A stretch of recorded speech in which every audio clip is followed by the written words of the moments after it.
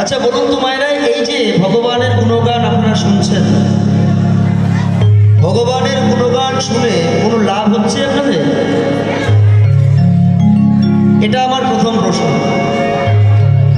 এই যে এত পরিমাণে ভগবানের গান শুনছেন, কোনো লাভ হচ্ছে কি? কে কি লাভ পেয়েছে দেখি, বাহু তুলুন দেখি। এ কি হরি বল, ভগবানের গুণগান শুনে কেউ কোনো লাভ পাচ্ছেন না? কারোর বাহু তো উঠল না। ওই যে পিছন থেকে একজন বাবা তুলেছে, এই যে দেখুন, ভগবান শ্রী গৌরসুন্দর আমাদেরকে বলছেন যে এই কৃষ্ণ কীর্তন করলে আমাদের হবে কি? নাম কীর্তন বলুন, লীলা কীর্তন বলুন, কীর্তনের ফলটা কি? আপনারা এই যে দূর দূরান্ত থেকে এসে শৈত্য প্রবাহকে উপেক্ষা করে ঠান্ডা মাটির উপরে বসে আছেন, তা কীর্তন শুনে আমাদের কোনো ফল ফলছে কি? যেমন হরিনাম শুনে আমাদের কোনো ফল ফলছে কি না, আগে এইটা বুঝতে হবে। জ্বর মাপার একটা যন্ত্র আছে, ডাক্তারবাবুরা জ্বর মাপেন, যন্ত্রটার নাম কি জোরে বলুন? থার্মোমিটার। বাহ! তাই এই থার্মোমিটার দিয়ে ডাক্তারবাবুরা জ্বর মাপেন, কতটা জ্বর হলো, বাড়লো কি কমলো, সেটা থার্মোমিটার দিয়ে বোঝা যাচ্ছে। কিন্তু ভগবানের প্রতি, আমার ভগবানের প্রতি আমার হৃদয়ের মধ্যে কতটা প্রেমের উদয় হলো, কতটা ভক্তির উদয় হলো, সেটা মাপার কোনো যন্ত্র আছে কি? নাই, নাই। তাহলে হে বৈজ্ঞানিক, তুমি এত কিছুতে উন্নতি করেছো, যখন কোভিড আসলো, যখন করোনা ভাইরাস যখন আসলো, তখন তুমি কোভিড-19 নামক একটি ভ্যাকসিন তৈরি করে দিলে। হ্যাঁ, আপনাদের দিকে, মানে আপনাদের উত্তরবঙ্গে, আপনাদের এদিকে কোভিড-19 ভ্যাকসিন আপনারা সবাই পেয়েছেন তো? তাহলে কোভিড থেকে উদ্ধার পাওয়ার জন্য কোভিড-19 ভ্যাকসিন, জ্বর মাপার জন্য থার্মোমিটার যন্ত্র, হ্যাঁ, আবার ছোটখাটো জ্বর, ছোটখাটো অসুখ অসুখ হলে প্যারাসিটামল, কত রকমের ওষুধ ডাক্তারবাবুরা দিয়ে দিচ্ছেন। তাহলে সায়েন্সের যুগে, বর্তমানে বৈজ্ঞানিকের যুগে এত কিছুতে বৈজ্ঞানিক উন্নয়ন করছে, উন্নতি করছে, চাঁদে পর্যন্ত মানুষকে পাঠিয়ে দিতে পারছে, মঙ্গল গ্রহে পর্যন্ত মানুষ চলে যাচ্ছে। তা এত কিছুতে উন্নতি করেছ, সমুদ্রের মধ্যে হারানো ধন, ডুবুরিকে নামিয়ে দিয়ে সেই হারানো ধনকে তুলে আনতে পারছ, এত কিছুতে উন্নতি করেছ, তা ভক্তের হৃদয়ে প্রেমের উদয় হয়েছে কিনা সেটা মাপার কোনো যন্ত্র তৈরি করতে পারবেন? কি গো বাবা, ঠিক কিনা? বৈজ্ঞানিক এত কিছুতে উন্নতি করছে, তাই এই যে সারা জীবন ধরে কীর্তন শুনছি, তা আমার হৃদয়ের মধ্যে ভগবানের প্রতি প্রেমের উদয় হয়েছে কিনা সেটা মাপার কোনো যন্ত্র নাই। বলছে শোনো, বৈজ্ঞানিক এখনো পর্যন্ত অত দূরে দৌড়াতে পারেনি। আহা, এই যে গো মায়েরা, বড্ড বেশি কথা হচ্ছে, এত কথা কিসে? সবসময় জেনে রাখবেন, এই জায়গাটা কিন্তু কোনো কীর্তনের আসর নয়। আপনারা হয়তো ভাবছেন আমি কীর্তন শুনতে এসেছি, কীর্তনের আসর হচ্ছে না। এটা একটি বিদ্যালয়, আর এই বিদ্যালয়ের শিক্ষক কে জানেন? সর্বনিয়ন্ত্রণ তথা আমার ভগবান। তিনি হচ্ছেন আমাদের শিক্ষক, আর আমরা সবাই হচ্ছি তার ছাত্র বা ছাত্রী। তা বিদ্যালয়ে এসে যে ছাত্র বা যে ছাত্রী ভালো করে পড়াশোনা করে, মনোযোগ সহকারে ভগবানের লেকচারগুলো শোনে, তারা কিন্তু পরীক্ষায় ভালো রেজাল্টটা করে, আলটিমেটলি তারাই পাশ করে। সামনেই তো মাধ্যমিক পরীক্ষা আবার,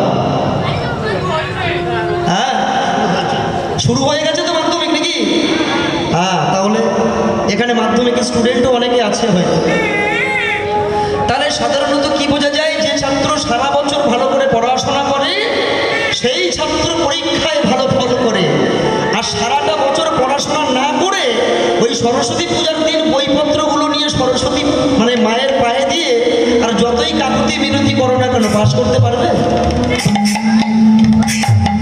কি গো, সবসময় চিন্তা করবেন এটা একটি বিদ্যালয়, এখানে এসে বেশি কথা বলবেন না, মনোযোগ সহকারে শুনুন কথাগুলো কি বলছে। তাহলে ভগবান শ্রী গৌরসুন্দর বললেন কৃষ্ণ কীর্তন করলে আমাদের কি হবে? নাম কীর্তন বলুন, লীলা কীর্তন বলুন, কীর্তনের ফলটা কি? ও মায়েরা, কীর্তনের ফল কি গো? একজন কেউ বলুন, কীর্তন শুনে আমাদের কি হবে? কেউ জানেন না কীর্তন শুনে আমাদের কি হয়? অনেকেই মনে করেন কীর্তন শুনে বাবা আমাদের পাপ তাপ ক্ষয় হবে, তাই তো? অনেকে আবার চিন্তা করেন কীর্তন শুনে বাবা আমাদের বৈকুণ্ঠে স্থান হবে। কেহ কহে নাম লইলে স্বর্গপ্রাপ্তি হয়, আর কেহ কহে নাম লইলে পাপ হয় ক্ষয়। প্রয়াগরাজে খুব বড় একটা মেলা হচ্ছে, মেলাটার নাম কি? মহাকুম্ভ। এই মহাকুম্ভে ত্রিবেণী সঙ্গমে স্নান করলে কোটি কোটি ভক্তরা যাচ্ছে স্নান করার জন্য। বিদেশ থেকে কোটি কোটি ভক্ত আসছে স্নান করার জন্য। কিন্তু কেন? একবার ভেবেছেন যে কেন ওই ত্রিবেণী সঙ্গমে এত কোটি কোটি মানুষ এসে স্নান করছে? কেন, কি কারণ? কথায় বলে এই ত্রিবেণী সঙ্গমে স্নান করলে নাকি মানুষের কোটি কোটি জন্মের পাপ সব ধুয়ে যায়। ও বাবা, বিষয়টা কি সত্যি তাই? কোটি কোটি জন্মের পাপ ধুয়ে যায়? পাপ তাপ ধুয়ে যাওয়ার জন্য ওই ত্রিবেণী সঙ্গমে স্নান করছে সবাই গিয়ে। কিন্তু পাপ ধুয়ে যায় ঠিকই, কিন্তু কোন পাপগুলো ধুয়ে যায় সেটা জানেন কি? যে পাপগুলো আমরা নিজের অজান্তে করে থাকি, ভালো করে বুঝুন কথাগুলো।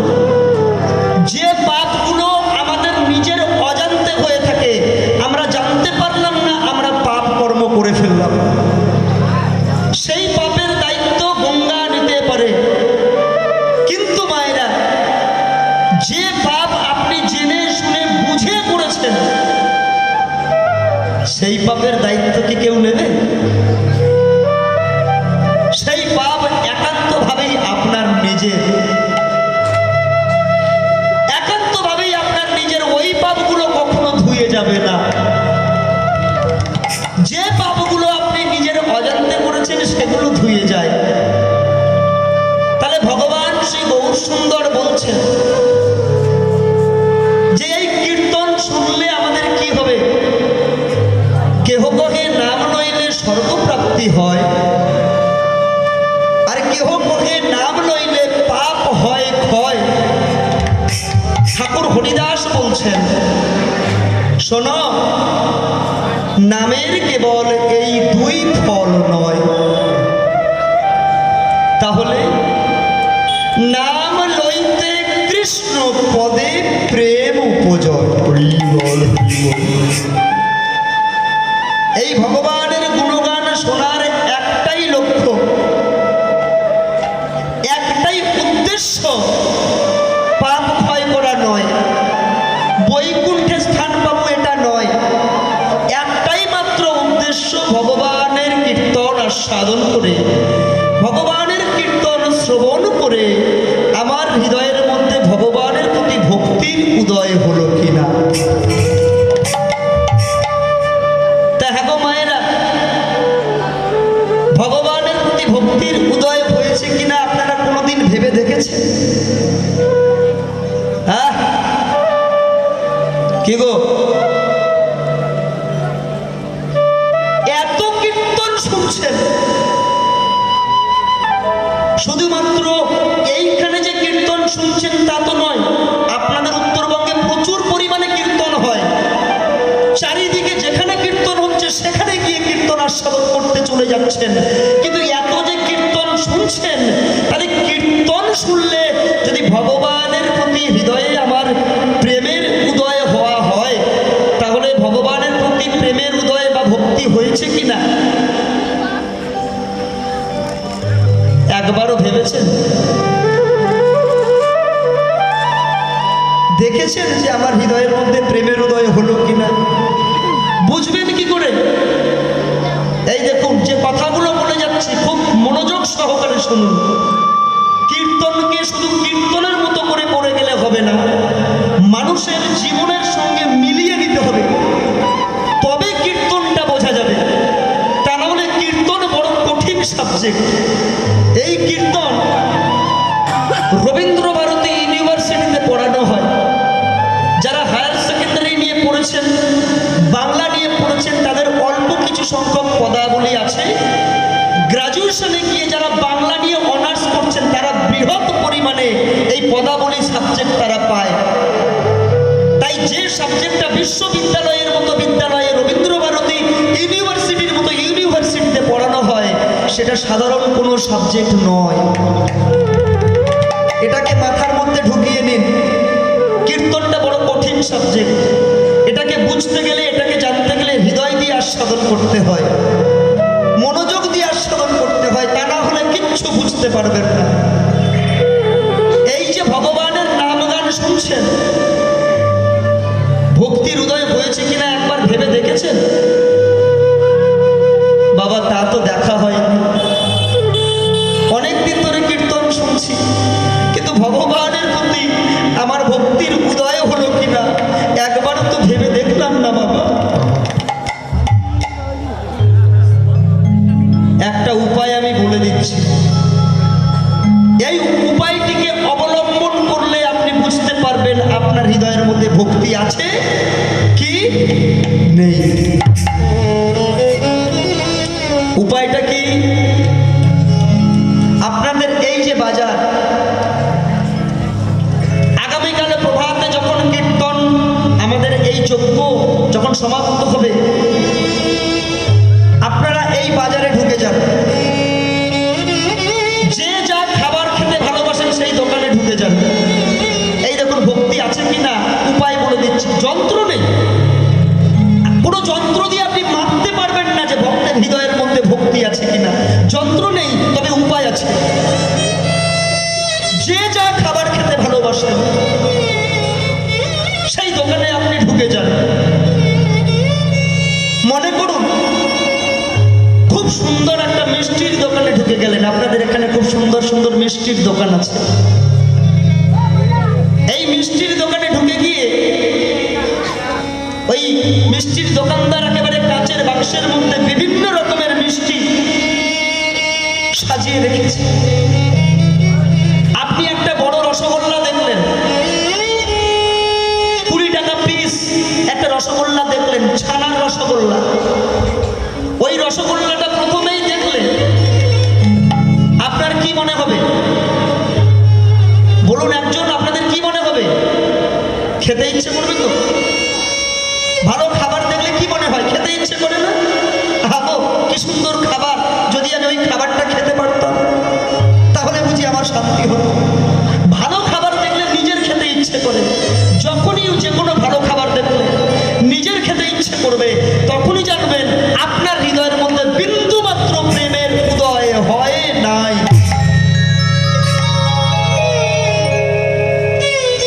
এইবারে আপনারা হয়তো বলবেন, বাবা কীর্তনের আসলে দাঁড়িয়েছে বলে যা খুশি তাই বলবে।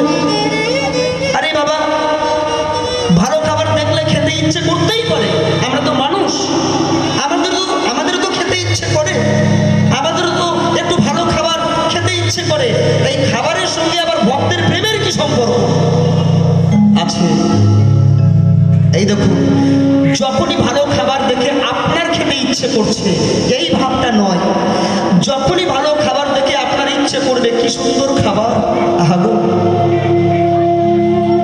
কি সুন্দর মিষ্টি, ওই মিষ্টিটা আমি পয়সা দিয়ে কিনে নিয়ে গিয়ে আমার বাড়িতে নিয়ে গিয়ে আমার প্রাণ গোবিন্দকে ভোগ দিয়ে যদি তার প্রসাদ খানা পেতাম।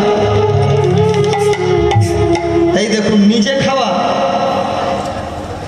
আর পয়সা দিয়ে কিনে নিয়ে গিয়ে গোবিন্দকে ভোগ দিয়ে সেই প্রসাদ খাওয়া, দুটো জিনিস কি কি গো বাবা, দুটো জিনিস কি এক নয়। আপনি নিজে পয়সা দিয়ে কিনে দোকানে দাঁড়িয়ে দাঁড়িয়ে আপনি সাটিয়ে দিলেন, খেয়ে ফেললেন, ওটা নিজের আত্মতৃপ্তি করার জন্য খেলেন, কিন্তু ওটাও তো খাওয়া। কিন্তু ওই মিষ্টিটা আপনি যখন পয়সা দিয়ে ভগবানকে ভোগ দেবেন, ও মায়েরা, ভগবানকে যদি ভোগ দেন, ভগবান কি আপনার মিষ্টি সব খেয়ে নেবে নাকি? খাবে না তো। ভগবানকে ভোগ দিচ্ছেন, তাহলে ওই ছানার মিষ্টি, ওই মাখন, যাই ভোগ দিন না কেন, ভগবান কি খাচ্ছে? ঘুরিয়ে তো সেই আপনিই খাবেন।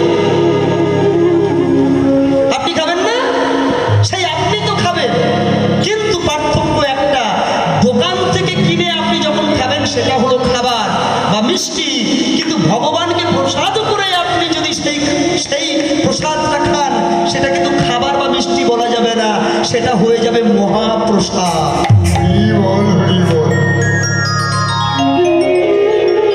যে কোনো ভোগ্য বস্তু দেখলে আপনি দোকানে গিয়ে, এখানে যারা বসে আছেন একেবারে চাদর মুড়ি দিয়ে গুটি সুটি হয়ে বসে আছে, খুব ঠান্ডা পড়েছে না? তাহলে ঠান্ডাকে নিবারণ করার জন্য আপনারা কান ঢাকছেন, শরীরটাকে একেবারে চাদর দিয়ে ঢাকছেন। ওই চাদরটা যখন বাজারে কিনতে গিয়েছিলেন, একটি বারের জন্য ভেবেছিলেন যে আমার মন্দিরে রাধা মাধবের বিগ্রহের জন্য একটা টুকরো কাপড় আমি কিনে নিয়ে যাই? ভাবি নাই। তার মানে কি বুঝলেন? হৃদয়ের মধ্যে আপনাদের ভক্তি আছে। যখনই নিজে কিছু খেতে যাওয়ার আগে, নিজে কিছু কিনতে যাওয়ার আগে, আগে প্রাণ গোবিন্দের কথা আপনার আগে মনে হবে, আগে প্রাণ কৃষ্ণের কথা, আবার ভগবানের কথা আগে মনে হবে, তাহলেই জানবেন আপনার হৃদয়ের মধ্যে প্রেমের উদয় হয়েছে। একটা বাস্তব কথা আপনাদেরকে বলি, আপনাদের আশীর্বাদে ভারতবর্ষের বিভিন্ন রাজ্যে আমরা ঘুরে বেড়াই। এই আপনাদের এখানেই আমার শেষ প্রোগ্রাম। এই প্রোগ্রাম করে আমি কলকাতায় ফিরব। কলকাতায় ফিরে আবার প্লেনে করে আমরা ত্রিপুরায় চলে যাব সামনের সপ্তাহে। বিভিন্ন রাজ্যে প্রোগ্রাম করে বেড়াই। কিন্তু মায়েরা, একটা জিনিস আপনাদের আমি বলতে চাই, ভগবানকে যদি ভালোবাসতে পারেন, ভগবানের জন্য যদি দুপোঁটা নয়নের জল ঝরাতে পারেন, ভগবানকে যদি সত্যি আপনি ভালোবাসতে পারেন, তাহলে ভগবান আপনাকে কৃপা করবে। তবে সেই ভালোবাসাটা ভালোবাসার মতো হতে হবে। ভগবানকে ভালোবেসে ভক্ত কিছু পেতে চায় না। সারাটা জীবন ভগবানের কাছে আমরা হাত পেতে নিতে শিখেছি। ভগবান আমায় দাও, আমায় দাও, আমায় বাড়ি দাও, সম্পত্তি দাও, সন্তান দাও, আমার পুত্র দাও, আমার স্বামীর রোগ ভালো করে দাও, আমার মেয়েটাকে ভালো জামাই দিয়ে বিয়ে দিয়ে দাও। আমরা শুধু ভগবানের কাছে চাই। কিন্তু বলুন তো মায়েরা, ভগবানকে কোনোদিন কিছু দিতে পেরেছি? কোনোদিন গিয়ে জানতে চেয়েছি? রাধা মাধবের মন্দিরে গিয়ে আমি বলেছি, হে ভগবান, আমার স্বামীর রোগ তুমি ভালো করে দাও, আমার পুত্রের রোগ তুমি ভালো করে দাও, আমার মেয়ের রোগ তুমি ভালো করে দাও। কিন্তু কোনোদিনও বলেছি যে হে ঠাকুর তুমি কেমন আছো, তুমি কেমন আছো দয়াময়? সবার মনে তোমাকে ভালো থাকতে হবে আমরা বলেছি। স্বার্থপরের মতো আমরা ভগবানের কাছ থেকে শুধু নিতে পারি, স্বার্থপরের মতো ভগবানের কাছে শুধু আমরা হাত চিত করতে পারি, কখনো ভগবানকে কিছু দিতে পারি না। যে কথাটা বলছিলাম, আপনাদের পাশে বরপেটা, বরপেটা আছে না? বরপেটা কোন রাজ্য? আসাম। হ্যাঁ, গত সপ্তাহে ওই আসাম বরপেটা স্টেশন থেকে একটু দূরে কীর্তন পরিবেশন করতে গিয়েছি। বাবা, এই দেখুন ভালোবাসা, ভগবানকে কিভাবে ভালোবাসতে হয় দেখুন। জলজান্ত প্রমাণ আমাদের চোখের সামনে ঘটেছে। এই সামনে মানে গত সপ্তাহে যে বাড়িতে সেই বাড়িতে একজন বুড়িমা, একটি মাত্র সন্তান, সন্তানকে নিজে ওই সেলাই করে করে বাড়িতে দর্জির সেলাই করত, আর বাবুর বাড়িতে কাজ করে করে সেই একটি সন্তানকে মানুষের মতো মানুষ করেছে।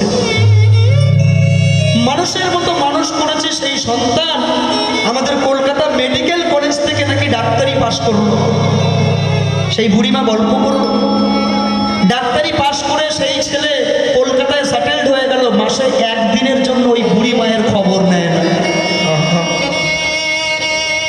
যে মা কেমন আছে, বাবা নেই, একটি মাত্র সন্তান, মা কেমন আছে সারা মাসেও একবার খবর নেয় না। মা খেতে পেল কি পেল না, মায়ের শরীর কেমন আছে বুড়ি মায়ের, সন্তানের ভ্রুক্ষেপ নেই, কলকাতায় বিয়ে করে সেটেল হয়ে গেল। তাহলে আপনি যাকে সন্তান সন্তান বলে একড়া কামড়া করছেন, ও সন্তান আপনার নয়। আমি আমি করি বুঝিতে না পারি কি আমি আমাতে আছে কি রতন, যার শক্তি বলে বেড়াই চলে বলে একদিন যার অভাবে হবে এ দেহের পতন, সেই আমাকেই আমরা চিনতে পারলাম না।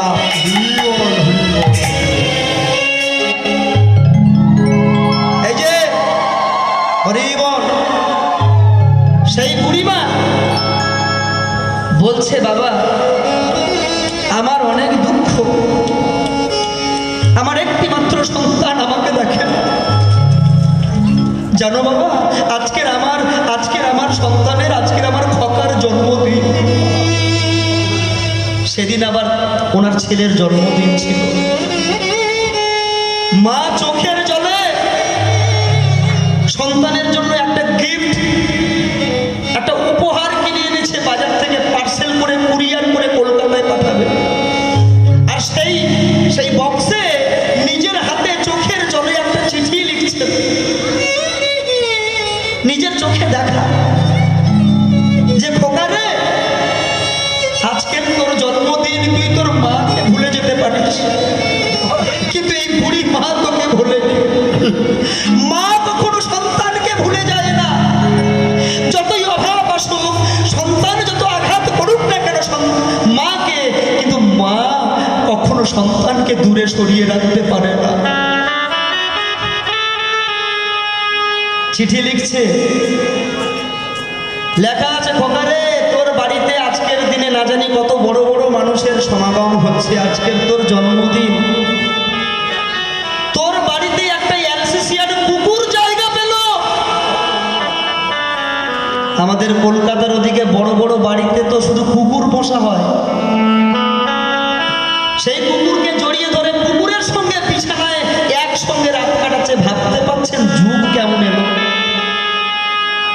বাড়িতে একটা গোমাতা আমরা পুষতে পারি না, একটা গাভী পুষতে পারি না, কুকুর পুষতে পারি না। সেই কুকুরকে প্রতিদিন কেজি কেজি করে একেবারে মাংস খাওয়াতে পারি, আমিষ খাবার খাওয়াতে পারি, কিন্তু একটি গাভী বাড়িতে রেখে ওই এক মুঠো কচি ঘাস তাকে দিতে পারি না। সেই বুড়িমা সব কিছু ছেড়ে দিয়ে দেখলাম একটা ছোট্ট পিতলের গোপালকে সবসময় করে বক্ষের মধ্যে জড়িয়ে ধরল। আমি বলছি হ্যাঁ গো মা, আপনার সন্তান তো আপনাকে দেখে না, তা আপনি এখন কেমন আছেন? বলছে এই তো আমার সন্তান, একটা ছোট্ট পিতলের গোপাল, সুন্দর করে কাপড় পরিয়ে আর ওই বক্ষের মধ্যে সবসময় ধরে রেখেছে। ও মায়েরা কাজ করছে, উঠান ঝাড়ু দিচ্ছে, গোপাল কিন্তু কোলে রয়েছে। যেভাবে একটি মা একটি সন্তানকে যেভাবে বুকের মধ্যে করে আগলে রাখে, নিজে খেতে যাচ্ছে, খেতে যাওয়ার আগে সেই তার গোপালকে খাইয়ে দিচ্ছে, নিজে রান্না করছে, সেই গোপালকে কোলে করে নিয়ে রান্না করছে, নিজে স্নান করতে যাচ্ছে, গোপালকে আগে স্নান করিয়ে দিচ্ছে, তারপর নিজে স্নান করতে যাচ্ছে। এই হলো ভক্তি।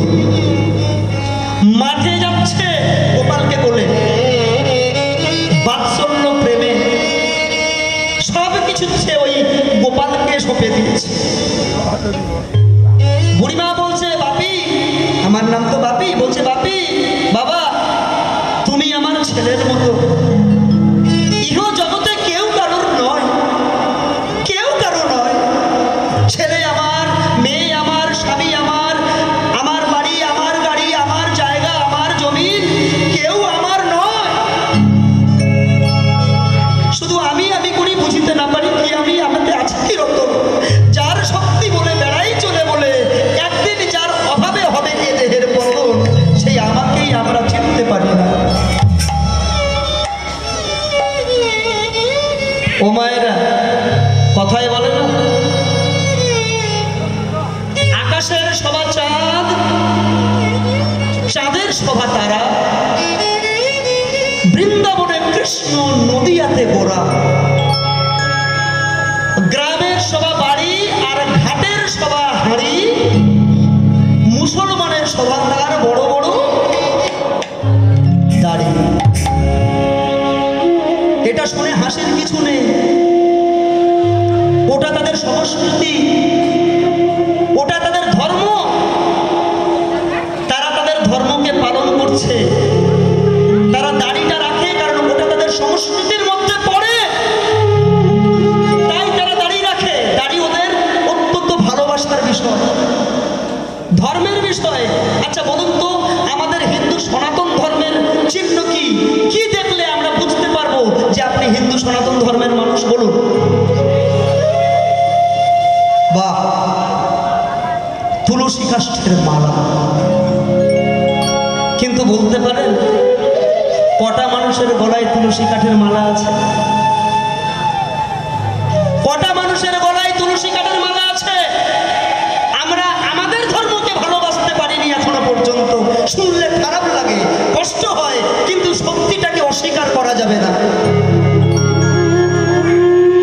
নিজের ধর্মের মানুষ একটা ছোট্ট বাচ্চা যদি ধুতি পরে, পাঞ্জাবি পরে, গায়ে নামাবলি দিয়ে, তুলসী কাঠের মালা পরে, দাদর সঙ্গে তিলক চর্চিত করে যদি নামের মালা নিয়ে রাস্তা দিয়ে হেঁটে যায়, আমাদের ধর্মের মানুষই তাকে টিটকারি দেয়। অস্বীকার করতে পারবেন? তাহলে এই তো আমাদের অবস্থা, এই তো আমাদের অবস্থা। কিন্তু মায়েরা, মুসলমানদের সভা যদি তাদের দাঁড়িতে হয়, আপনারা বলুন তো, আমাদের ভারতবর্ষে একজন সফল রাষ্ট্রপতি ছিলেন যিনি ছিলেন মুসলমান। ওনার মতো রাষ্ট্রপতি আমাদের ভারতবর্ষে দ্বিতীয় আমরা আর পাবো না। কি নাম জোরে বলুন? আব্দুল কালাম। এই যে আব্দুল কালাম, তিনি ভারতবর্ষের রাষ্ট্রপতি ছিলেন। কেউ বলতে পারবেন আব্দুল কালামের দাড়ি ছিল? ছিল? ছিল না। বিভিন্ন স্কুলে, বিভিন্ন কলেজে, বিভিন্ন ইউনিভার্সিটিতে, বিভিন্ন ইনস্টিটিউশনে আমরা যত পিকচারের মধ্যে দেখেছি, যত মূর্তি দেখেছি, এপিজে আব্দুল কালামের দাড়ি নাই। তাহলে কেন? এই যে একটু আগে বলা হলো দাড়ি হলো মুসলমান ভাইদের বড় আদরের বিষয়, ওটা তাদের ধর্মের বিষয়, এটা ঠিকই, এ বিষয়ে কোনো সন্দেহ নেই। তাহলে অত শিক্ষিত মানুষ, যে মানুষটা লন্ডন থেকে ডক্টরেট করে এলো, ভারতবর্ষের রাষ্ট্রপতি, তাহলে ওনার দাড়ি নাই কেন? গভীর রহস্য। এটা আমরা অনেকেই জানি না। 99% মানুষ আমরা এটা জানি না যে কেন ওনার দাড়ি নাই। এই যে শুনুন, এপিজে আব্দুল কালাম মুসলিম ধর্মের মানুষ হতে পারেন, ইসলাম ধর্মের মানুষ হতে পারেন, কিন্তু তিনি ভালোবাসতেন খুব বড় এই হিন্দু সনাতন ধর্মটাকে। তিনি ভালোবাসতেন। প্রতিটা মানুষের ক্ষেত্রে অপর ধর্মের প্রতি শ্রদ্ধাশীল হওয়া প্রয়োজন। ভারতবর্ষের হিন্দু সনাতন ধর্ম কখনো কোনো দিনের জন্য কোনো ধর্মকে ছোট করে না। সমস্ত ধর্মের প্রতি হিন্দু সনাতন ধর্মের রয়েছে উদারতা। মুসলিমদের মসজিদে যেমন তারা নামাজ পড়বে, হিন্দুদের মন্দিরে তেমনি প্রার্থনার আওয়াজ হবে, কাসর ঘন্টা বাজবে, এটাই তো স্বাভাবিক। দেখুন, এই এপিজে আব্দুল কালাম লন্ডন থেকে যেদিন তিনি ডক্টরেট করে আসলেন, অনেক বড় এপিজে আব্দুল কালাম ওনার মাকে বলছে, মা তুমি আমাকে বলতে পারো আমি কি করলে একটি সঠিক মানুষের মতো মানুষ হতে পারবো? ও বাবা, সব সময়ের জন্য জেনে রাখবেন, দুটো চোখ, দুটো হাত, দুটো পা, একটা মুখ, দুটো কান নিয়ে জন্মগ্রহণ করলে মানুষ হয় না। একটা বিড়ালের পেট থেকে যে বাচ্চাটা জন্ম নিচ্ছে সে কিন্তু বিড়াল হয়ে জন্ম নিচ্ছে। একটা গরুর পেট থেকে যে বাচ্চাটা জন্ম নিচ্ছে সে কিন্তু বাছুর হয়ে জন্মগ্রহণ করছে। একটা বাঘের পেট থেকে যে বাচ্চাটা জন্ম নিচ্ছে সে কিন্তু বাঘ হয়ে জন্মগ্রহণ করছে। কিন্তু একটা মানুষের পেট থেকে যে বাচ্চাটা, যে শিশুটা জন্মগ্রহণ করছে সে কিন্তু মানুষ হয়ে জন্মগ্রহণ করে না, তাকে মানুষ হতে হয়। তাই যদি না হবে, স্কুল কলেজের শিক্ষকদের যখন ছাত্ররা গিয়ে প্রণাম করে, শিক্ষকরা কি বলে? বাবা তুমি মানুষ হও, বলে না? বাবা তুমি মানুষ হও। কেন? আপনি যে ওকে মানুষ হন বলছেন কেন? ওনাকে কি একেবারে বাদরের মতো দেখতে নাকি? বুঝে শোনো, মানুষ হও বলতে আমি এটাই বোঝাতে চেয়েছি যে বাবা তোমার মনুষ্যত্বের বিকাশ হোক। আপনি লক্ষ লক্ষ টাকা খরচ করে সুন্দর একটা বাড়ি তৈরি করতে পারেন, কিন্তু কখনো শান্তি কিনতে পারবেন না। আপনি লক্ষ লক্ষ টাকা খরচ করে রোলেক্স দামি ঘড়ি কিনতে পারেন, কিন্তু সময়কে কখনো কিনতে পারবেন না। আপনি অনেক পয়সা খরচ করে একটা সোনার পালঙ্ক কিনতে পারেন, কিন্তু নিদ্রাকে কখনো কিনতে পারবেন না। আপনি অনেক পয়সা খরচ করে দামি দামি গ্রন্থ কিনতে পারেন, কিন্তু বিদ্যা কখনো কিনতে পারবেন না। আপনি অনেক পয়সা খরচ করে ভালো পোশাক পরে ভালো মানুষ সাজার অভিনয় করতে পারেন, কিন্তু মনুষ্যত্ব কখনো কিনতে পাওয়া যাবে না, ওটাকে অর্জন করে নিতে হবে। তাই তিনি বলেছিলেন, মা তুমি আমায় বলে দাও আমি কি করলে একটা সঠিক মানুষের মতো মানুষ হতে পারি। এপিজে আব্দুল কালাম তার মাকে জিজ্ঞাসা করছে। এপিজে আব্দুল কালামের মা বলছে, খোকা বড় কঠিন প্রশ্ন তুই আমাকে করলি বাবা, একটা কাজ কর, এই প্রশ্নের উত্তর যদি জানতে হয়, আমার জানা নাই, এই প্রশ্নের উত্তর যদি জানতে হয় তাহলে হিন্দু সনাতন ধর্মের কোনো ভক্ত মানুষের কাছে গিয়ে জিজ্ঞাসা করলেই তুই এর উত্তরখানা পেয়ে যাবি।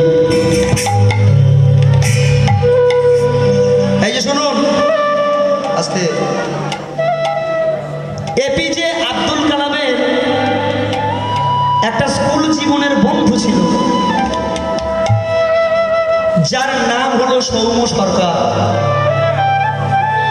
আমরা অনেকেই জানি না, যার নাম হলো সৌম্য সরকার। পেশায় তিনি ছিলেন একজন স্কুল শিক্ষক। এই সৌম্য সরকার বন্ধুর কাছে গিয়ে এপিজে আব্দুল কালাম বলছে, ভাই তুই আমাকে বলে দে না আমি কি করলে একটা সঠিক মানুষের মতো মানুষ হতে পারবো। তাই এপিজে আব্দুল কালামের কথা শুনে, হরে কৃষ্ণ, এপিজে হরি বল। আমার নাম সতীশ বর্মন, আমি তোমাকে 20 টাকা উপহার দিলাম, কামটা করো মায়েদের ঘোষণা। আমার সতীশ বর্মন বলছে, আমার নামটা বলে দিও, মাইকে ঘোষণা করে দাও, আমি 20 টাকা দিলাম। হরিবল, বেশ হরিবল হরিবল, মহাপ্রভু তোমার মঙ্গল করুন। এপিজে আব্দুল কালাম বলছে, ভাই তুই আমায় বলে দে আমি কি করলে একটি সঠিক মানুষের মতো মানুষ হতে পারি। আমার মা বলেছে, তুই তো আমার ছোটবেলার বন্ধু এবং একাধারে তুই তো একজন ভক্ত, তুই আমাকে বলে দে ভাই। সৌম্য সরকার বলছে, ভাই তুই হচ্ছিস কত শিক্ষিত মানুষ, লন্ডন থেকে ডক্টরেট করে এসেছিস, আর আমি হলাম সামান্য পেশায় স্কুল শিক্ষক। তুই হচ্ছিস ভারতবর্ষের রাষ্ট্রপতি, আর আমি তোকে কি করে জ্ঞান দেব, আমি তোকে কি করে বলবো। তবে ভাই তুই যখন বললি তাহলে তুই একটু দাঁড়া, এখানে অপেক্ষা কর, আমি তোকে বলছি। এই দেখুন, সৌম্য সরকার ঘরের মধ্যে গিয়ে একটা ছোট্ট একটা চটি গ্রন্থ বের করে আনলেন। এই গ্রন্থটার নাম কি একটু জোরে বলুন? গীতা, শ্রীমদ্ ভাগবত গীতা। ওই গীতাটিকে এনে সৌম্য সরকার ওই এপিজে আব্দুল কালামের হাতে দিলেন। বলছে তুই যদি মানুষের মতো মানুষ হতে চাস তাহলে আজ থেকে তুই এই গ্রন্থটা পড়া শুরু কর। এপিজে আব্দুল কালাম গ্রন্থটিকে একটু উল্টে পাল্টে দেখছে যে এটা তো শ্রীমদ্ ভাগবত গীতা। ওই সৌম্য সরকারকে বলছে, ভাই আমি তো হিন্দু সনাতন ধর্মের মানুষ নই, আমি তো ইসলাম ধর্মের মানুষ, তা আমি কি গীতা পাঠ করতে পারবো? বলছে কেন পারবি না? ওরে আব্দুল, এই গীতা হচ্ছে ভগবানের মুখনিসৃত বাণী। এই গীতা পাঠ করলে মানুষ নিজেকে জানতে পারে, গীতা পাঠ করলে মানুষ নিজেকে বুঝতে পারে, নিজেকে চিনতে পারে। তাই তুই যদি নিজেকে চিনতে চাস, নিজেকে জানতে চাস, যদি একটা সঠিক মানুষের মতো মানুষ হতে চাস, তাহলে আজ থেকেই তুই গীতা পাঠ করা শুরু কর। ও মায়েরা, আমরা কেউ জানি না যে এপিজে আব্দুল কালাম কোরআন পড়ার সাথে সাথে তিনি সারাটা জীবন ধরে গীতাটাকেও পাঠ করে গেলেন। সারা জীবন ধরে তিনি গীতা পাঠ করলেন। মৃত্যুকালে হসপিটালের বিছানায় শুয়ে যখন মৃত্যুর সঙ্গে পাঞ্জা লড়ছে, ভারতবর্ষের যত মিডিয়া চ্যানেলগুলো আছে, যত খবরের চ্যানেলগুলো আছে, এবিপি আনন্দ থেকে শুরু করে, আর বাংলা থেকে শুরু করে, ইটিভি নিউজ থেকে শুরু করে, আজ তাক থেকে শুরু করে, যত বড় বড় মিডিয়া চ্যানেলগুলো সবাই গিয়ে এপিজে আব্দুল কালামের মুখের সামনে মাইক্রোফোন ধরেছে যে হে রাষ্ট্রপতি সাহেব, আমরা শুনেছি আপনি নাকি সারা জীবন ধরে গীতা পাঠ করেছেন। তা গীতা পাঠ করে সরাসরি লাইভ টেলিকাস্ট হচ্ছে, সরাসরি সম্প্রচার হচ্ছে এপিজে আব্দুল কালাম। বলছে আপনি আমাদের দর্শকদেরকে বলুন, লক্ষ লক্ষ দর্শক দেখছে, লাইভ হচ্ছে তো, তাই আপনি বলে দিন সারাটা জীবন ধরে গীতা পাঠ করে আপনি কি শিখলেন, আমাদের দর্শকদেরকে বলুন। এই দেখুন,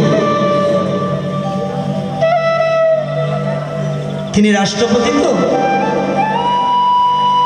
একটু কঠিন ভাষায় উত্তর দিলেন। সমস্ত মিডিয়া চ্যানেলকে তিনি একটাই কথা বললেন যে bridge and wall are made with same materials. একটা ব্রিজ তৈরি হয় বালি, সিমেন্ট, কংক্রিট, সেম ম্যাটেরিয়ালস। একটা ওয়াল তৈরি হয় সেই একই রকমের কাঁচামাল দিয়ে। Bridge and wall are made with same materials. একটা ব্রিজ এবং দেওয়াল তৈরি হয় একই রকমের কাঁচামাল দিয়ে, বাট কিন্তু ব্রিজ কানেক্টিং পিপল। একটা নদী, নদীর এপার থেকে ব্রিজ চলে গেল ওই পারে, ওই পারের মানুষ এপারে আসবে, এপারের মানুষ ওই পারে যাবে। এই যে মানুষের মধ্যে যে সংঘবদ্ধ, ঐক্যবদ্ধ যে যোগাযোগ, এটা ব্রিজ করে। কিন্তু দেওয়াল কি করে? দেওয়াল কি করে? কানেক্টিং করে, কানেক্ট করে। তৈরি হচ্ছে একই রকমের কাঁচামাল দিয়ে, কিন্তু ব্যবহার আলাদা আলাদা। একটা দেওয়াল কি করে? ডিভাইডেশন, ভেদাভেদ সৃষ্টি করে দেয়। মাঝখান থেকে, মানুষের মাঝখান থেকে দেওয়াল তুলে দেয়। তুমি হিন্দু, তুমি মুসলিম, তুমি জৈন, তুমি খ্রিস্টান, তুমি বুদ্ধিস্ট, এই যে ভেদাভেদ, এই যে ভেদাভেদের প্রাচীর তুলে দেয়, এটা হলো দেওয়াল। তাই এপিজে আব্দুল কালাম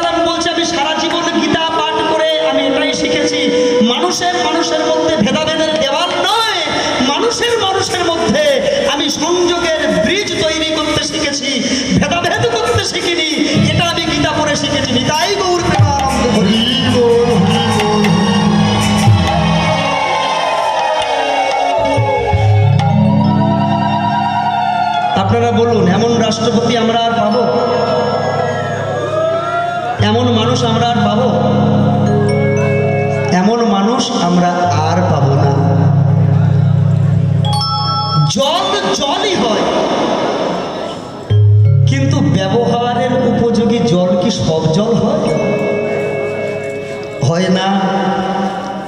অনেক রকমের জল আছে, ড্রেনের জল, খালের জল, পুকুরের জল, টিউবওয়েলের জল, কুয়োর জল, সমুদ্রের জল, নদীর জল, অনেক রকমের জল আছে। আপনার পিপাসা পেয়েছে, আপনি জল খাবেন, কিন্তু কেউ যদি ওই সমুদ্র থেকে এক গ্লাস নোনা জল এনে আপনাকে দেওয়া হয়, আপনার তৃষ্ণা মিটবে? তৃষ্ণা আপনার মিটবে না। জল তো জলই হয়, এই দেখুন ডিফারেন্স। তাই এই যে আপনারা এখানে বসে আছেন, সবাইয়ের মধ্যে ভক্তিটা কিন্তু সমান নয়। সবাই কীর্তন শুনছেন ঠিকই, কিন্তু ভক্তি কিন্তু সবার আলাদা আলাদা।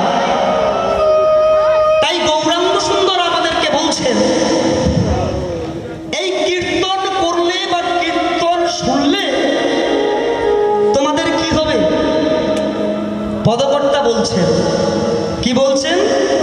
ও গৌরাঙ্গ মধুর লীলা,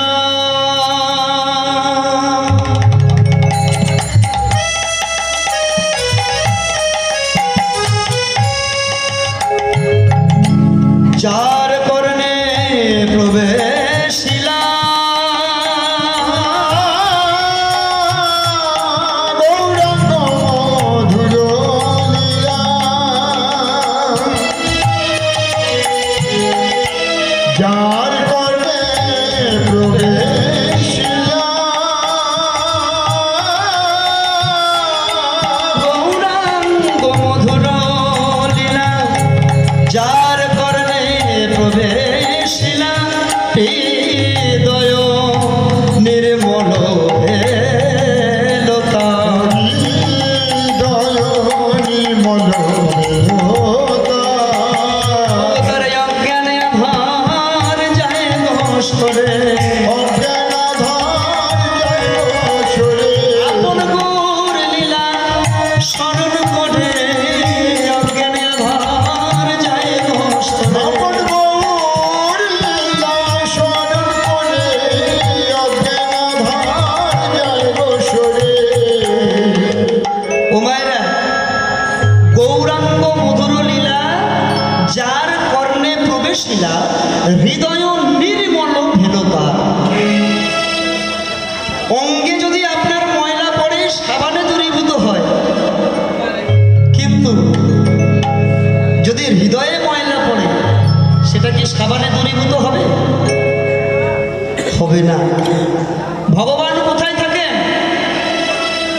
ভগবান তো নিজেই বলছেন, নাহং তিষ্ঠামি বৈকুণ্ঠে যোগিনাং নাচিমদ ভক্তা, যত্র গায়ন্তি তত্র তিষ্ঠামি। হে নারদ, হে নারদ, আমি বৈকুণ্ঠে থাকি না, আমি বৃন্দাবনে থাকি না, আমি মন্দিরে থাকি না, আমি প্রতিটা ভক্তের হৃদয়ের মাঝে বিরাজ করি। ভগবান থাকে হৃদয়ের মধ্যে। মায়েরা, আপনাদের সবার বাড়িতে ভগবানের মন্দির আছে তো, ঠাকুর ঘর আছে তো? হ্যাঁ গো, ঠাকুর ঘর আপনারা অপরিষ্কার করে রাখেন না পরিষ্কার পরিচ্ছন্ন করে রাখেন? কারণ ভগবানের স্থান সেটা অপরিষ্কার করে রাখার জায়গা নয়, সেটা পরিষ্কার করে রাখতে হবে। ঠিক ঠিক তেমনি ভগবান যদি ভক্তের হৃদয়ের মধ্যে থাকেন, তাহলে এই হৃদয়ের মধ্যে নোংরা আবর্জনা করে রাখলে হবে না। ভগবানকে খোঁজার জন্য আমার দৃষ্টি চলে গেল অনেক দূরে। আমি বৃন্দাবনে ছুটে গেলাম, আমি নবদ্বীপে ছুটে গেলাম, আমি গয়া ছুটে গেলাম, কাশী ছুটে গেলাম, প্রয়াগ ছুটে গেলাম, কিন্তু আমি একটি বারের জন্য আমার হৃদয়ের মাঝে ভগবানকে খুঁজে দেখতে পারলাম না। কোথায় খুঁজবেন ভগবানকে? ভগবানকে তখনই আপনি খুঁজে পাবেন যদি একবার এইখানে খুঁজতে পারেন। যেটা আপনার কাছে আছে, আপনার হৃদয়ে, সেই হৃদয়ের মাঝে আপনি একটি বারের জন্য ভগবানকে খুঁজে দেখতে পারলেন না। শুধু ভ্রান্তের মতো পৃথিবীর কোণে কোণে আপনি ছুটে বেরিয়েছেন ভগবানকে খোঁজার জন্য। তাই রবি ঠাকুর বলেছে না, রবি ঠাকুর বলেছে, শোনো, ভগবানকে কোথায় খুঁজছো? ভগবানকে কোথায় খুঁজছো? হরি বল। ভগবানকে কোথায় খুঁজছো? শোনো, রবি ঠাকুর একাধারে তিনি যেমন কবি ছিলেন, আবার একাধারে তিনি খুব বড় ভক্ত ছিলেন। কারণ ভক্ত না হলে তার কলমের কালি থেকে এই সব ভক্তের সম্পদ তিনি বের করতে পারতেন না। তিনি আমাদের উদ্দেশ্যে বললেন, আমার হিয়ার মাঝে লুকিয়েছিলে, দেখতে তোমায় পাইনি দয়াময়, দেখতে তোমায় পাইনি, আমার হিয়ার মাঝে লুকিয়েছিলে, দেখতে তোমায় পাইনি, আমি দেখতে তোমায় পাইনি। আমার হিয়ার মাঝে লুকিয়েছি, দেখতে তোমায় পাইনি, আমি দেখতে তোমায় পাইনি। আমি বাহির পানে চোখ মেলেছি, বাহির পানে, আমি বাহির পানে চোখ মেলেছি, বাহির পানে, আমি বাহির পানে চোখ মেলেছি, বাহির পানে, আমি বাহির পানে চোখ মেলেছি, বাহির পানে, আমার হিয়ার পানে চাইনি, আমার হিয়ার মাঝে লুকিয়েছি, দেখতে তোমায় পাইনি, আমি দেখতে তোমায় পাইনি। আমার সকল ভালোবাসা। ও মায়েরা, শুধু রবি ঠাকুরের গান শুনলে হবে না, গানের কথাগুলো কি বলছে একটু ভেবে দেখুন। হ্যাঁ গো, তিনি ভক্ত না হলে কি এই সব গান তিনি লিখতে পারেন? তিনি বলছেন যে বাহ্যিক জগতে আমরা স্ত্রী, পুত্র, কন্যা, সন্তানের ভালোবাসা নিয়ে মেতে আছি, কিন্তু যে ভালোবাসায় আমি মেতে থাকলে কোনোদিন কোনো দৈনতা আমাকে গ্রাস করতে পারবে না, আমি সেই ভালোবাসায় একটি বারের জন্য মেতে থাকতে পারলাম না। আমি বাহ্যিক জগতের ভালোবাসা নিয়ে আমি মেতে রইলাম, কিন্তু আমার ভগবানের ভালোবাসায় আমি একবারও নিজেকে মাতিয়ে রাখতে পারলাম না। আমার সকল ভালোবাসা, সকল আঘাত, সকল আশায় আমার সকল ভালোবাসা, সকল আঘাত, সকল আশায় আমার সকল ভালোবাসা, সকল আঘাত, সকল আশায় আমার সকল ভালোবাসা, সকল আঘাত, সকল আশায় আমার। তুমি ছিলে আমার মাঝে, তোমার মাঝে যায়নি আমার হিয়ার। উলুধ্বনি নিতাই গৌর প্রেমানন্দে, হরি বল, হরি বল, হরি বল। আমি দেখতে তোমায় পাই, আমার হিয়ার মাঝে লুকিয়েছি, দেখতে তোমায় পাইনি, আমি দেখতে তোমায় পাইনি। এই হলো রবি ঠাকুর। আমার হিয়ার মাঝে লুকিয়েছিলে দয়াময়, দেখতে তোমায় পাইনি, আমি তোমাকে খোঁজার জন্য বাহির পানে চোখ মেলেছি,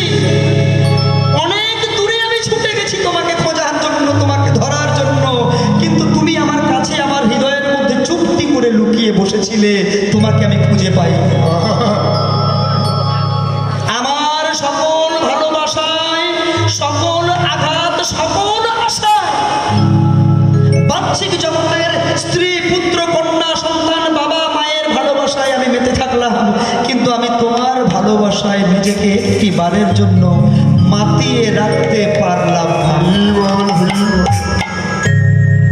আপনাদের এদিকে তো দুর্গা ঠাকুর ওঠে, দুর্গা পূজা হয়, সব জায়গায় দুর্গা পূজা হয়। দুর্গা পূজাটা হচ্ছে বাঙালি কালচার। দুর্গা ঠাকুরকে যখন মাকে আমরা বিসর্জন দেই তখন আপনাদের এদিকে হয় কি জানি না, আমাদের কলকাতার দিকে হয়। কলকাতাটাও আপনাদেরও, তবে আপনাদের যেতে একটু সময় লাগে, আমাদের একটু কাছাকাছি হয়, একই শহর। এই দেখুন, দেবী দুর্গাকে যখন বিসর্জন দেওয়া হয় তখন কি হয়, বড় বড় ডিজে বক্স বাজানো হয়। হ্যাঁ, সুন্দর করে নেচে নেচে মাকে আমরা বিসর্জন দিতে যাই। হ্যাঁ, আর একটা জিনিস হয়, যাক সেটা আর বললাম না। হ্যাঁ, হরি বল। তো দেখুন, মাকে যখন বিসর্জন দেওয়া হয় তখন ডিজে বক্স চালিয়ে আমরা নাচতে নাচতে বিসর্জন দেই। আচ্ছা, মানুষ যখন মারা যায় ওই খোল করতালটা না বাজিয়ে ডিজে বাজিয়ে গেলে হতো না? হ্যাঁ, মানুষ যখন মারা যায় তখন ওই বাঁশের খাটুসিতে করে নিয়ে গিয়ে ওই খোল করতালটা সাথে না গিয়ে তার ডিজে বাজিয়ে বাজিয়ে গেলে হতো না? বলছে না, হবে না। কেন জানো? কেন? মানুষ মৃত্যুকালে যা কিছু যাক আর না যাক, একটা জিনিস মানুষের সাথে যায়, আমাদের সাথে যাবে একটা জিনিস। টাকা পয়সা অর্থ সম্পদ ধন দৌলত কিছু যাবে না, একটা জিনিস যাবে। সেটা কি? আমাদের এই প্রাণ যাবে।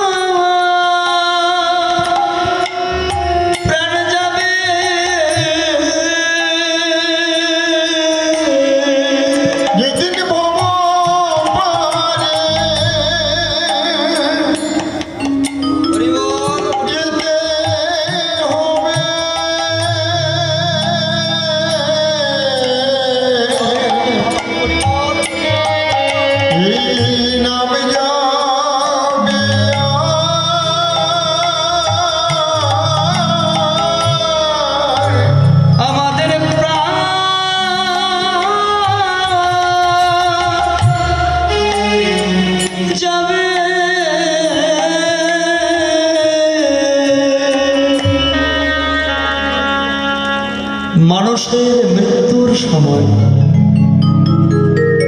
মানুষের মৃত্যুর সময়, ওই মৃত্যুর পর কিছু যাক আর না যাক, এই হরিনামটা কিন্তু সাথে যায় বাবা। তাই আমরা সবাই শৈত্য প্রবাহকে উপেক্ষা করে এই ঠান্ডা মাটির উপরে বসে আছি তার লীলা কথা, তার গুণকথা শোনার জন্য। তাহলে শুধু কীর্তনিয়ায় একা বকে বকে চলে যাবে এটা হবে না, আপনাদের সবাইকে বলতে হবে। ও মায়েরা আমার সঙ্গে বলবেন? বলবেন তো সবাই? তাহলে কই আমার সঙ্গে বলুন, যে নাম গৌরসুন্দর আমাদেরকে দিয়ে গেল। সবাই বলুন, আমার বাবারা রয়েছেন, আমার মায়েরা রয়েছেন, আমার সঙ্গে কণ্ঠে কণ্ঠ মিলিয়ে, এ ভাই তোরা কেউ বলবি না, হরি বল। আমি বলবো, আমারটা শুনবেন, আমারটা শুনে শুনে আপনারা করে করে তালি দিয়ে আমার সঙ্গে গাইবেন। কারণ এখানে লজ্জা পাওয়ার কোনো বিষয় নয়, এটা সাধনার জায়গা, এটা ভজনার জায়গা। তাই আপনারা সবাই মিলে আমার সঙ্গে বলুন, ভজ গৌরাঙ্গ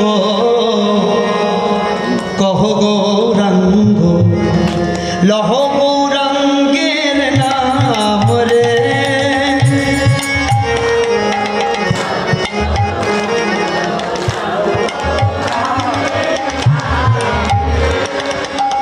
আওয়াজটা কিন্তু সেইভাবে হচ্ছে না, এত ভক্ত। অনেকে ভাই দাঁড়া দাঁড়া, যারা যারা বলবেন তারা তারা বেঁচে থাকবেন,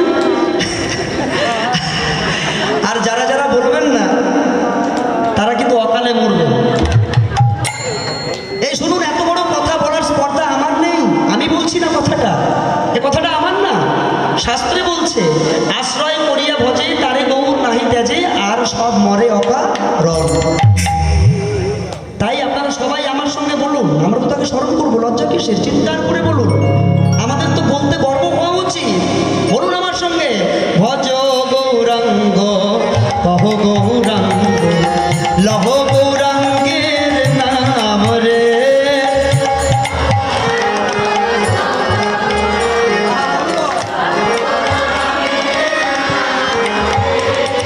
বাহ, এইবার সবার বাহু বলে উঠবে, ভজ গৌরাঙ্গ কহ গৌরাঙ্গ লহ গৌরাঙ্গের নাম রে।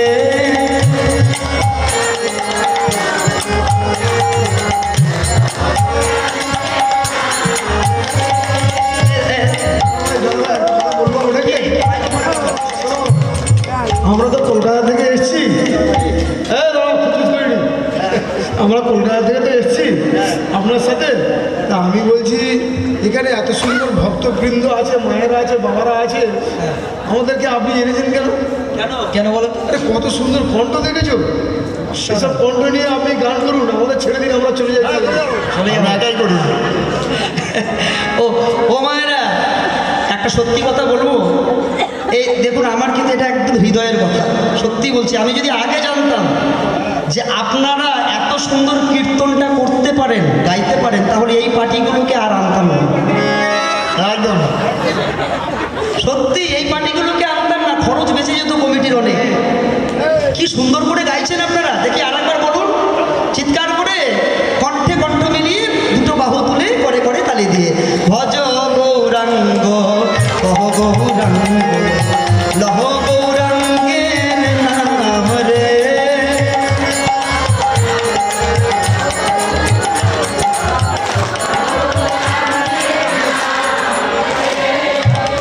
ভজ গৌরাঙ্গ কহ গৌরাঙ্গ লহ গৌরাঙ্গের নাম রে।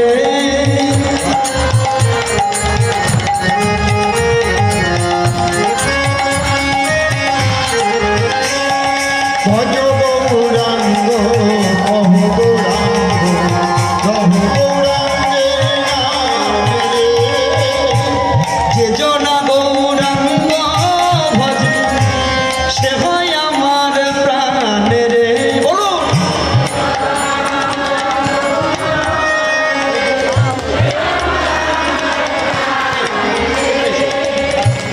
যে জনা গৌরাঙ্গ ভজে সে হয় আমার প্রাণ রে।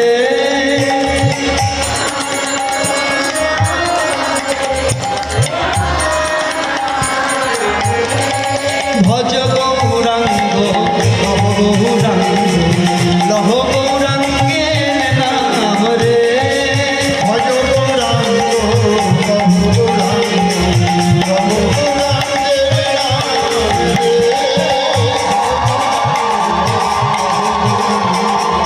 লহ গৌরাঙ্গের নাম রে। ভজ গৌরাঙ্গ কহ গৌরাঙ্গ লহ গৌরাঙ্গের নাম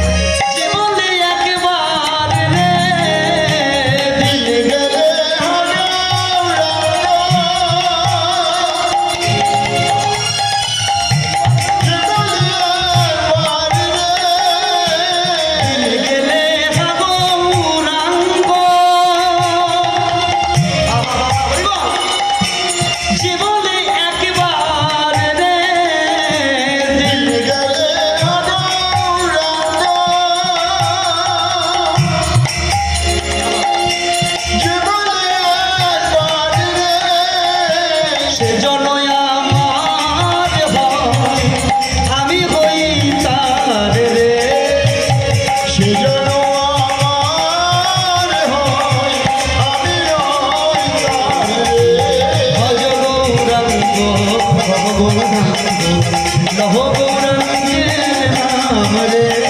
ভজ গৌরাঙ্গ কহ গৌরাঙ্গ কহ গৌরাঙ্গের নাম রে। ভজ গৌরাঙ্গ কহ গৌরাঙ্গ কহ গৌরাঙ্গের নাম রে। ভজ গৌরাঙ্গ কহ গৌরাঙ্গ কহ গৌরাঙ্গের নাম রে।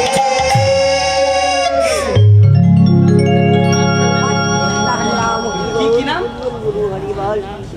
কি ধনকুমার নাকি? ধনঞ্জয় কুমার? আচ্ছা, হরি বল, কি হলো? হায় হায়, হায় রাধে রাধে, হরি বল, হরি বল। ধনঞ্জয় কুমার নাকি গো? আচ্ছা, এইভাবে যদি সবাই পয়সা দেয় আর সবাই নাম যদি বলতে হয় তাহলে তো কীর্তনের রস নষ্ট হবে গো। এখন পয়সা দেওয়ার কারোর দরকার নেই, আপনাদের কাছে করজোড়ে করে প্রার্থনা, যদি কিছু দিতে হয় কমিটিকে দিন, আমাকে না।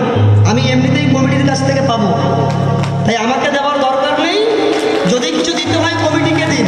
হরি বল। এই দেখুন, এই যে এত সুন্দর যজ্ঞের অনুষ্ঠান করে দিয়েছে আমার কমিটির বাবারা, একটু ওখানে দিন। আমাদের তো সেই মৌমাছির মতো অবস্থা গো, সারা জীবন খেটে যাব, সারা জীবন অর্থ উপার্জন আমরা করছি। মৌমাছি কি করে? সারা জীবন খেটে যায়, তাই না? সারা জীবন ফুল থেকে মধু সংগ্রহ করে মৌচাকে ভরিয়ে ফেললো মধু, কিন্তু বলুন তো মৌমাছির কপালে কি মধু জোটে?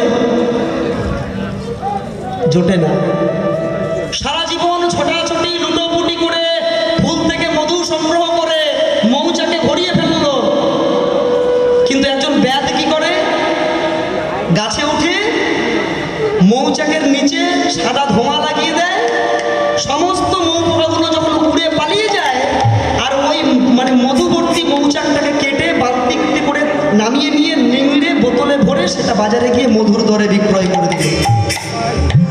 ব্যাপারটা কি হলো বুঝতে পারলেন? সারাটা জীবন ধরে খাটলো মৌমাছি, কিন্তু মৌমাছির কপালে ওই মধু জুটলো না।